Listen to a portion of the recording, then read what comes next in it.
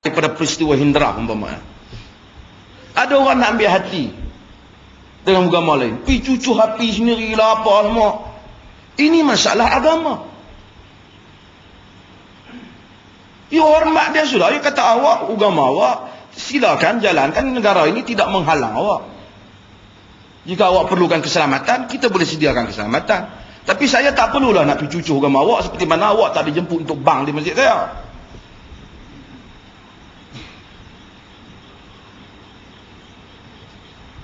Ini satu masalah.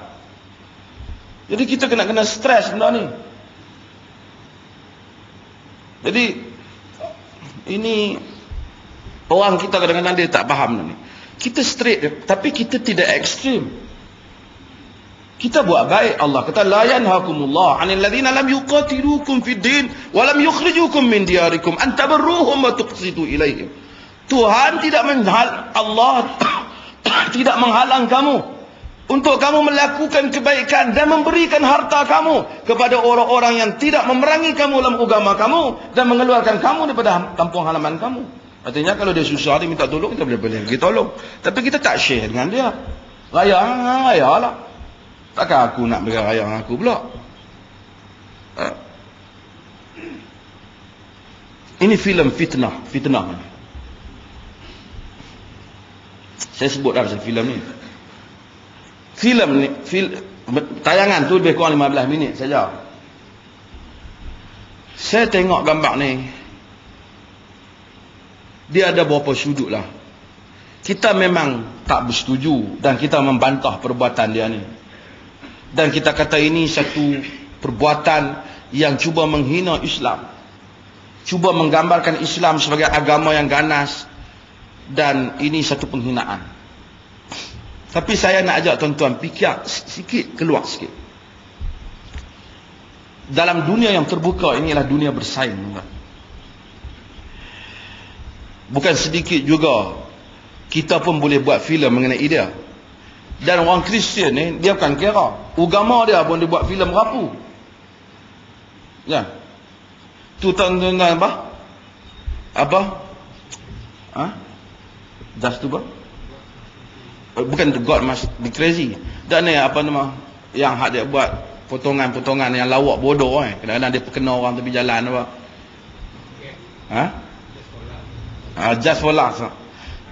Dia kadang-kadang dia pakai baju padri dah. Dia pergi buat kerja tak senonoh. Dia tidak ada penghormatan agama apa-apa ni. Padri dia pernah buat pertunjukan konsert pakai jubah padri semua. Dengan baju padri buat konsert.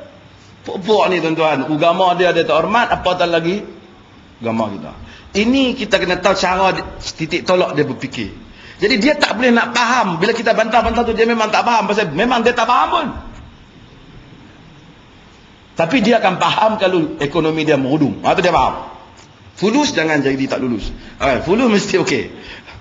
Dia tu sebab tu dia bukan sebenarnya tuan-tuan tengok Dutch lady lah apa dia buat minta maaf ni bukan kerana sensitiviti agama. Ekonomi. Kena ekonomi. So, saya cadangkan kita teruslah boikot barang mereka sebagai satu pengajaran. Filem ni, kalau kita tengok di sudut orang Kristian, tuan-tuan, susah orang Kristian ni tuan-tuan. Orang Islam hak duduk di negeri Perlis ni, kadang-kadang kita duduk terang tentang sunnah pun ada tak faham sunnah. Dia tuduh mufti kata jangan baca Yasin. Boleh dia kata kita kata jangan baca Yasin. Sedangkan Yasin salah satu surah daripada Quran. Padahal kita keluar sekular, kita keluar penerangan, saya ceramah masuklah RTM radio pun ada benda hak tak betul dia tuduh kita.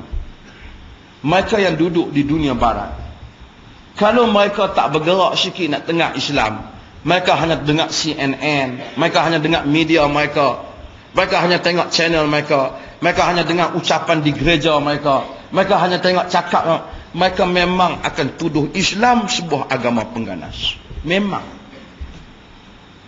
Ada letupan di sana, letupan di sini. Lepas meletup pula, keluar pula orang Islam. Tunjuk macam ni.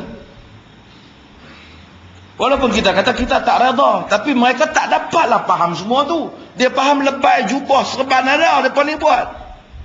Saya tengok beberapa gambar hak semelih kan. Hak semelih tentera. Bukanlah. Kita tahulah perasaan tuan-tuan orang yang sembelih ni. Kita pun kalau duduk di negeri kita, orang main bom rumah kita, mati isteri kita, mati mak kita, terputus kaki anak kita, memang kita kata tak dapat hang kat aku tak apa, dapat aku cincang hang aku sembelih, hang tengoklah. Masa tu memanglah bukanlah ayat Iraq tu ganas ke apa saya fikir, tapi dah kita tidak menyelami perasaan yang dia kena. Bukan kita nak justifikasikan apa yang dia buat tu, bukan kita suruh dia buat, tapi itulah suasananya. Tapi orang Arab dulu pun, Iraq tu pun memang terkena ganas-ganas juga kan. Orang Barat, bila tuan-tuan tengok gambar kena sembelih kan, kita rasa perasaan kita lain, sangat kejam. Pegang ikat tangan, tarik tengkok, sembelih macam lembu kan. Kita rasa sangat kejam. Walaupun kita kata Islam pun taklah suruh buat macam itu kan, pancung lah kalau nak pancung.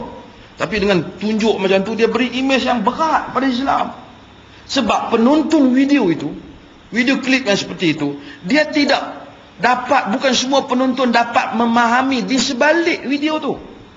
Peperangan yang berlaku, rumah yang dibom, anak yang putus kaki, isteri yang dirogol, wanita, anak perempuan yang dibunuh. Bukan dia semua dapat selam, tapi dia hanya tengok penyembelihan. Dia lepas sembelih, kawan-kawan ni pula pergi tayang lah. Saya nak kata kat depa, hampa janganlah duk buat apa-apa, tak betul juga. Pok-pok nu masuk, hampa perang lah, tapi perang dengan cara yang baik lah. Wa idza qataltum fa ahsinu qitla. Apabila kamu bunuh, bunuh dengan cara yang baik, kata Nabi. Tapi benda ni dah berlaku. Kemudian berlaku itu dan ini, muncul orang tu, muncul orang ni, muncul demonstrasi yang nampak kadang-kadang. Dia ambil, dia combine semua gambar ni dalam masa 15 minit, dia pack masuk, dia buat gambaran, dia bubuh ayat Quran. Yang ayat Quran ni bukan saja masalah tak faham, tuan-tuan sendiri pun ramai orang Islam tak faham. Semua cerita ayat, perangilah mereka, bunuhlah mereka di mana. Ayat ini ada konteksnya. Ayat ini bercakap dalam konteks medan perang. Dan ayat-ayat perang mestilah ayat-ayat semangat. Tak apalah ke tuan-tuan, kita sekarang tengah perang. Kalau mana-mana musuh kalau berjumpa tu rasa nak tembak, kita tembak. Itu bukan semangat perang. Tuan-tuan perangi mereka, itu semangat perang. Tapi dia ambil ayat perang, dia bubuh dalam bilik dalam aircon sambil makan kentang. Mana dia boleh tahu? Padahal pada realitinya, berapa ramai orang Kristian, berapa ramai orang Buddha dalam negara ni, yang hidup dalam negara ni tidak ditindas oleh orang Islam. Berapa ramai orang Kristian di Mesir dan di Jordan tidak ditindas. Ketika Islam mengambil semula, ketika Islam berkuasa di Andalus, gereja yang besar berada di tengah kota Andalus, masyarakat Kristian terus hidup di bawah pemerintahan Islam. Itu dah jauh dari zaman Rasul pun. Tapi apabila Kristian mengambil semula Andalus, tidak ada satu keluarga Islam yang dibenarkan hidup, mereka diburu. Berapa ramai orang Kristian dapat berkuasa, dapat hidup aman damai di Indonesia. Tetapi apabila mereka mula kuat di Ambon, mereka bunuh orang Islam di Ambon. Kalau saya nak kira sensitif dalam negara ni juga sama. Berapa ramai orang bukan Islam, Chinese yang bukan Islam, dengan bukan kita, bukan rasis, tapi cerita Chinese yang bukan Islam, boleh berniaga di tengah-tengah kampung Melayu. Kaya raya pun, carilah satu Melayu untuk berniaga di tengah-tengah pekan mereka yang tidak ada Melayu. Dia tak akan boleh. Saya bukan nak cerita perkauman, tapi nak ceritanya hati nurani Islam itu senantiasa menentang perasaan untuk zalimkan orang. Berapa ramai mereka boleh hidup. Orang Islam sukar nak hidup di Burma. Macam mana orang Islam nak hidup di selatan Filipina?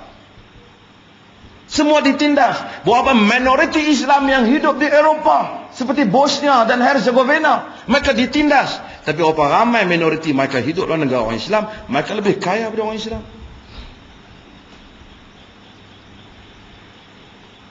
Mereka lebih kaya daripada orang Islam.